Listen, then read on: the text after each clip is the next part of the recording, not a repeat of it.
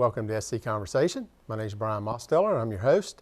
And this week, our guest is Brandy Amidon, Mayor of Travelers Rest, South Carolina. Thanks for joining us. Thanks for having me. Brandy, tell us a little bit about yourself. Yeah, so TR girl through and through, grew up in Travelers Rest. I went to all the local schools, went to school at North Greenville, so I'm one of the ones that kind of stuck around. I met my husband when I was 16 at Little Caesars Pizza in Travelers Rest. Oh, So wow. he was one of the reasons I stuck around as well. And then just, stayed, worked in Greenville. I've been mayor for 3 years now, which is crazy to think about, but love my hometown. Well, great. You don't see many people, this day and time, staying around, especially with a spouse that's there, from the area too. Well, my dream was to move off and, do the things and go to school somewhere else. But my mom and I are pretty close. So I was like, I got to stick with my mom. Well, that's good. That's good. And North Greenville's a great, It is, a great yeah, when I place went to school there, they were a college. So they've upped their game in the last couple of years, university status, and doing really well. But it's still North Greenville. It's still North Greenville, yeah. So, tell us a few things you think that makes TR Travelers Rest unique. Yeah, I think people who have lived here a long time have this maybe perception of what it was back in the day. But now we're kind of trendy and popular, which is great too. But I think what's always made us very unique is just very good people live in Travelers Rest. They care about their families, community.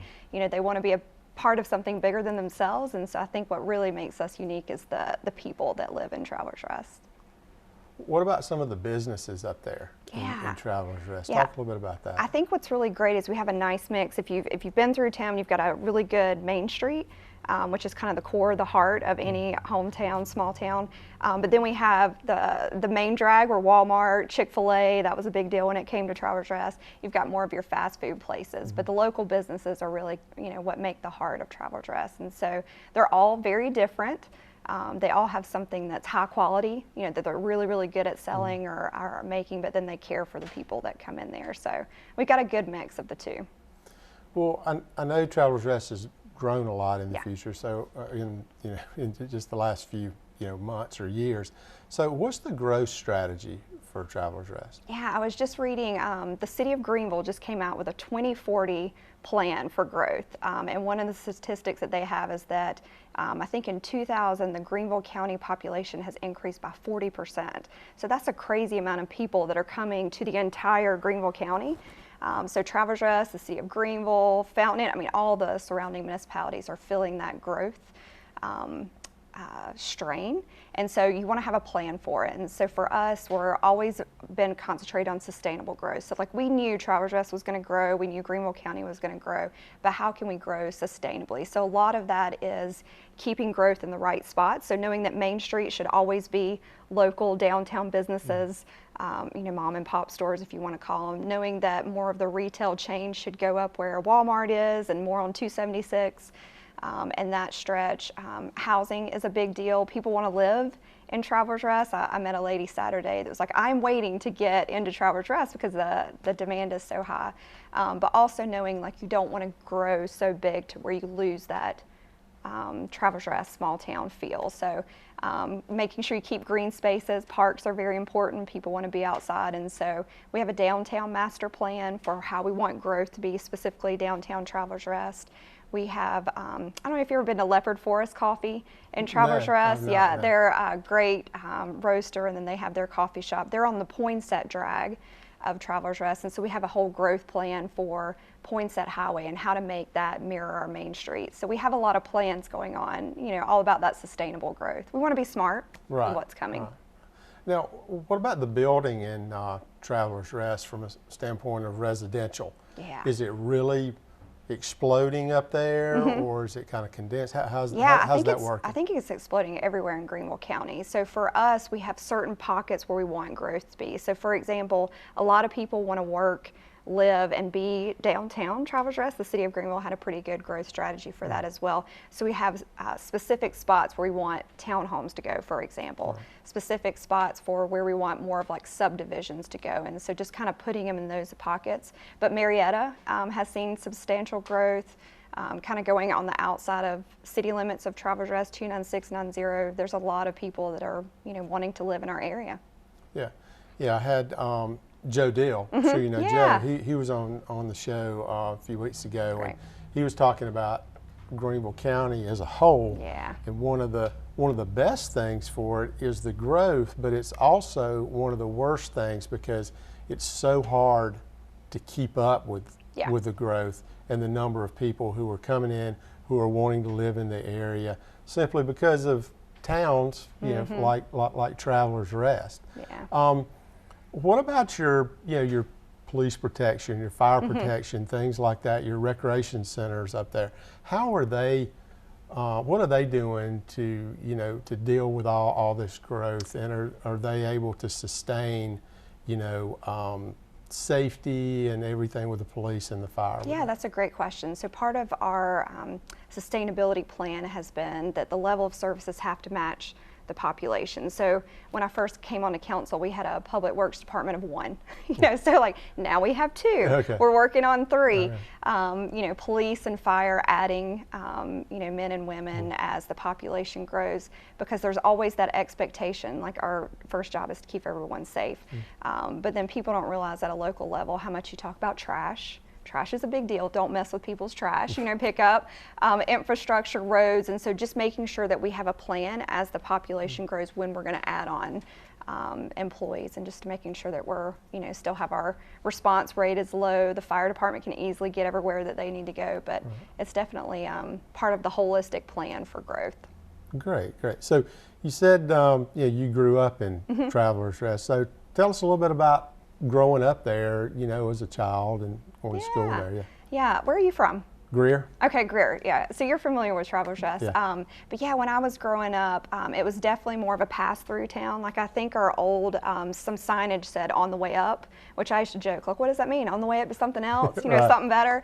But I think what it was referring to is the mountains. But it was definitely just kind of something you drove through. I remember when we got a Burger King was a big deal for Travelers Rest. So we have definitely expanded our restaurant selection, but still at the core, like the family focus and values has always been there. So definitely like schools, churches are a big part of family values for Travelers Rest, but now we just are a hip, trendy spot where people want to come and hang out and get on the Swamp Rabbit Trail. Can't not mention the Swamp Rabbit Trail, which has been a big catalyst for all the growth. Yeah. Yes, yeah. Okay. So what are some of your favorite things to do in Travelers Rest with your family? Yeah, I think, like I mentioned, the trail is a big deal for us. I think connection to other municipalities has just invited people to get on the trail with their family and bike and walk. So that's been really great. The Williams Hardware Cafe was one of our first businesses that opened up that was kind of a trendsetter for what came for the trail. But going to Pink Mama's Ice Cream is a big deal. I have a 6-year-old who's all about unicorns, ice cream, and chicken nuggets. Right. So we hit all those places. Tandem is one of my favorite spots just to go and have a crepe and coffee. I think that's one of the advantages Travelers Rest has. Like, who would have thought a creperie would be so successful in Travelers Rest? But they came, Kristen and Brad, and just took care of the community. They have great employees. They make a lovely latte and a crepe, and so Treehouse Cafe is another spot where you can go with your kids, do art, and so just having those local places that you can go hang out with your family is pretty special. Well, great. So what's it like being mayor of Travelers Rest? Tell us a little bit about that. It wasn't on my to-do list to become mayor. I think I am so proud of Travelers Rest, and so to be that person that is representing is a big deal. Sometimes I drive through Main Street and I'm like, what did I get into? Like, I'm responsible for all these people. But I think just knowing that you're trying to do something better for the town that you grew up in and trying to make good decisions, I love it. I love the people aspect of it. Everywhere you go, you're mayor, and so you get the complaints, but you also get the love and having that back and forth. But it's a great gig. Yeah. Good. So do you guys get along good with the city council and the police department chief? I think what's really nice, get along pretty good? Yeah, at a local level, you don't have the politics. So we're nonpartisans. We never have a Democrat-Republican conversation. Right. It's all about people. There's 9 of us on council, so we're a rather large council. But everybody just wants something good for Travelers Rest. We all have different ways of how we might get there, but we're very respectful of each other. And so, like, my number one blessing is that we have a really good, strong council that just wants good things. We have police chief, fire chief. We have a city administrator who does most of the day-to-day, and so we're all kind of on the same page and vision, and that makes my job a lot easier, us all on the same page. Yeah, in the small towns, that's what you really have to do, especially, I think you brought up something that's very unique in small towns, is nobody's a Republican, nobody's a Democrat, you just run. Yeah. Which is great, Everybody can kind of get along, and if they don't win, they still shake your hand or still and you live buy in the you spot some tea. Right. Right. You live where you serve, and so Right. I think that makes it a different conversation. Right. If my neighbor's trash didn't get picked up, mine didn't get picked up either. So it's Right, exactly. Yeah, having that balance. Exactly. So what do you see as maybe one thing you'd like to do in the future that maybe you struggle with a little bit so far, but you want to get done in, say, the next 2 or 3 years? I'd love to have more money. So at the end of the day, if I was in control of all things, I would have, just a couple $1 million more. Yeah.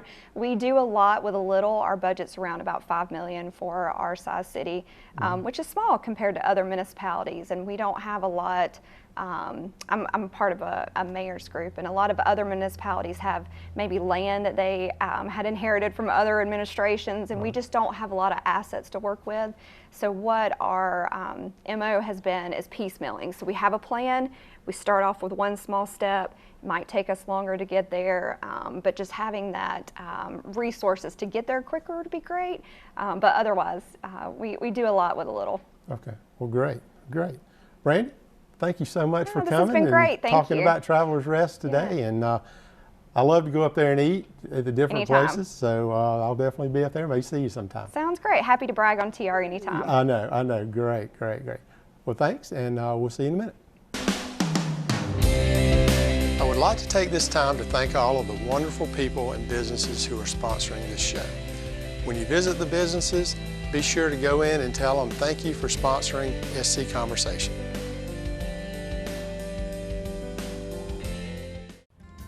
Hardwood flooring is the most popular kind of flooring, and no one has a larger selection of hardwood flooring than Greer Flooring Center. Remember, you'll always find what you're looking for at the price you're looking for at Greer Flooring Center.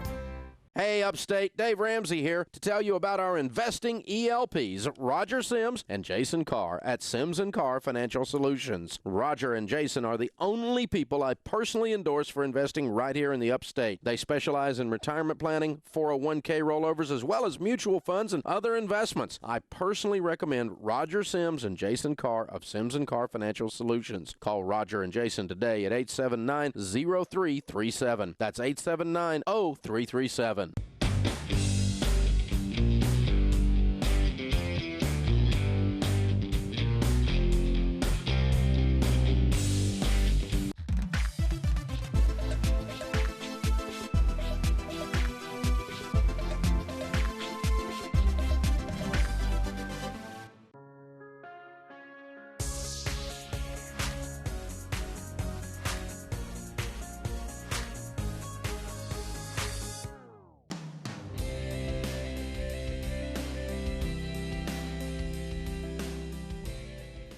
Hello, Brian Mosteller with SC Conversation. I have Rick Ezell here. Rick, welcome to the show. Well, thank you, Brian. Good to be here. Good. Tell us a little bit about your background, Rick. Well, I grew up as a twin from Alabama, and felt called to ministry early in life. Went to college as a result to pursue that. Went to seminary in Kansas City, and then from there went back to seminary in Louisville, Kentucky, and from there went to church in Naperville, Illinois for 18 years. And then left there 14 years ago, came to Greer. Was pastor at First Baptist Greer for 10 years before I started my company, Employee Care of America. Okay, so tell us a little bit about Employee Care of America. Employee Care of America is a workplace chaplaincy service that partners with businesses primarily in the upstate where we bring workplace chaplains on to the site and we make ourselves available to employees to deal with their individual issues, problems, concerns that they might have. We're also accessible 24/7, so if there are problems that arise, we're there and can be called upon for crises or emergencies or that sort of thing. In addition, we call remote employees. Some of our contracts, whether it's a trucking company or a construction company or any remote employees, we will call them, make contact with them once a month, just there for them to be a listening ear, to provide help, encouragement, counsel, whatever we may provide. Good, good, good. So how does the whole process work? Well, that's a great question. Once we partner with a company, we make a commitment that we're going to be on site a certain day. Typically, it's the same day, same general time. Some of our companies, they're teams that serve that company of men and women. So it may be several different days. Some companies are large enough that it's multiple hours that we're on site. And when we're on site, we just make the rounds. We try not to be intrusive or prevent people from doing their work, but we just make ourselves available, try to engage people in conversation, and be there for them. If they want to talk, they don't want to talk. We don't force the issue. We don't pressure that. And the idea is that we build a relationship, we build a trust relationship with the employees, that when they do find themselves faced with issues or problems or concerns, they feel comfortable talking with us. So everything is held in confidence. We don't report to management. We're not there on behalf of management to spy on the employees. We're just there as their friend, as their counselor, as their helper in their situation. Kind of more of an advocate for them, for their issues that they may not feel like going to their boss or something like that with something in their personal life. That's exactly right. A lot of companies have what's called an EAP, Employee Assistance Program. It's generally a insurance-driven product. It's very reactive and unintentional, whereas our plan and our process is very proactive and very intentional and very relational. So we just build relationships with employees, able to help them with their problems, whether those are personal or financial or spiritual. Ultimately, we would want to be there to share the gospel with people and bring the good news of the Lord to them. And so we look for those opportunities as well to share our faith with those employees. Good, good. So like, who's a typical client? Well, we serve a variety of companies from nonprofit to profit. We do manufacturing, trucking, a pool installation company, assisted living, construction company, concrete company. We're all across the gamut. Okay. The one common denominator of all our companies is either the owner or the senior management are believers. And they see the value of having someone like us on site. Most of the owners really care for their employees, but they don't have the time or the energy or the expertise to deal with their employees' problems. So we provide that partnership that enables us to partner with the owner to provide care and ministry to their employees. Good. So what are some of the issues, I mean, don't names or anything like that, but what are some of the issues that you've dealt with some of your clients' employees? Yeah, broad brush, it usually falls in three primary categories: personal, relational, and work-related. Those are the three biggies.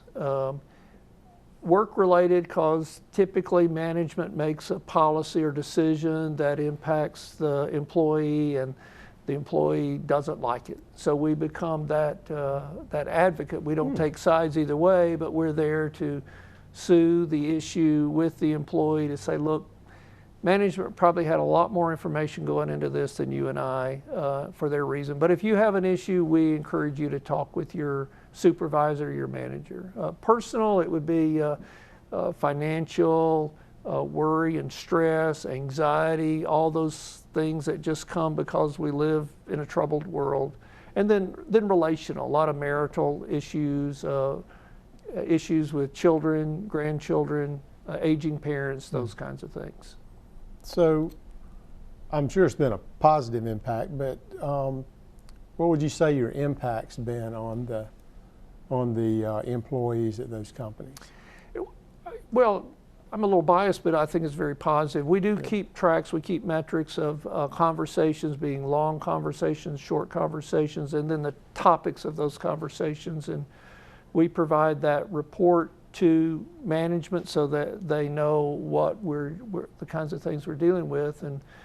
And typically at the end of the year, we'll provide an annual report that shows the culmination of our conversations and some of the topics that we've dealt with. And most owners or management are incredibly surprised at the kind of issues that we deal with on an annual basis as it relates to their employees.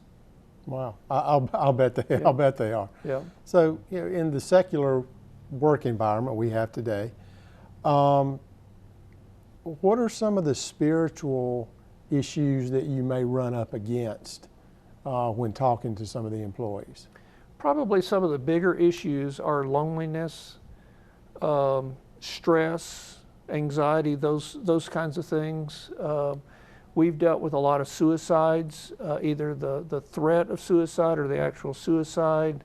We had one experience where an employee took his own life on the job site. And so we were there to provide assistance and support, encouragement, counsel to the owners and to the other employees.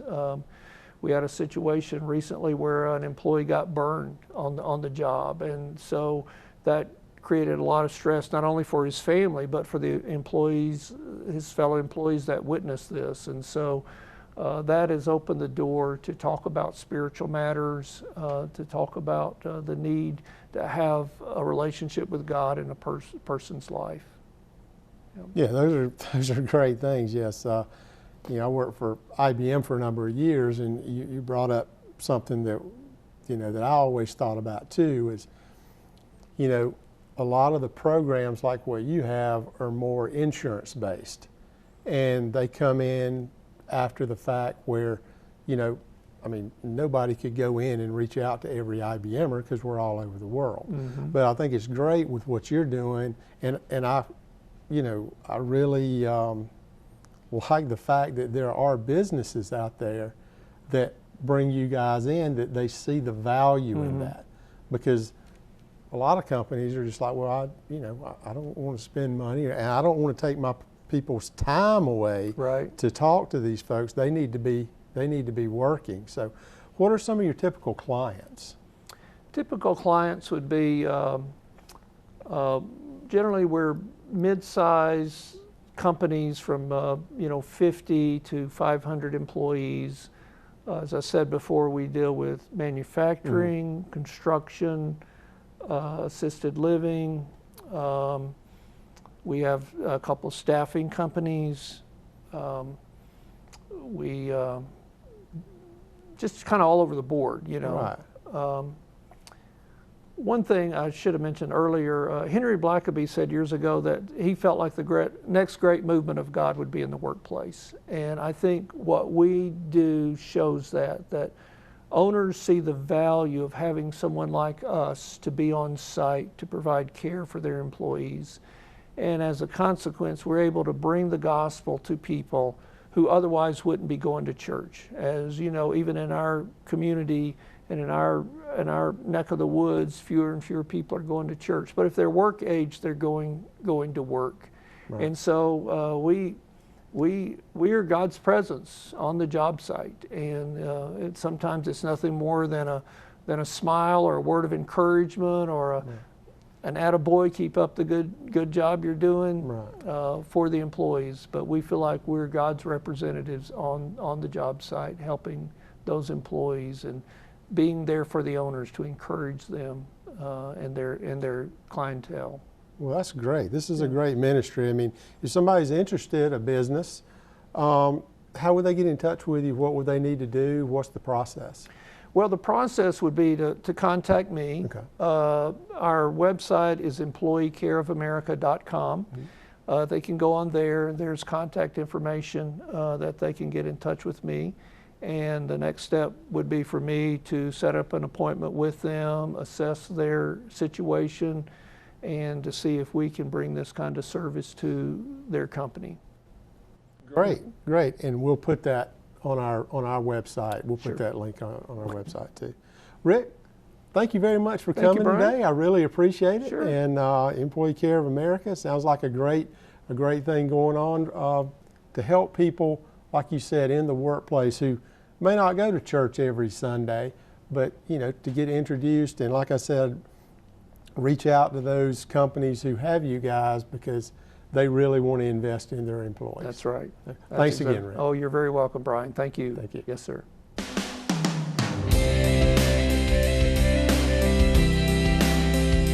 Thanks again to our guests and our wonderful sponsors. Remember, you can stay informed about SC Conversation during the week on our Facebook page and website. Also, feel free to send us an email at info@scconversation.com. Thanks for watching and have a great evening.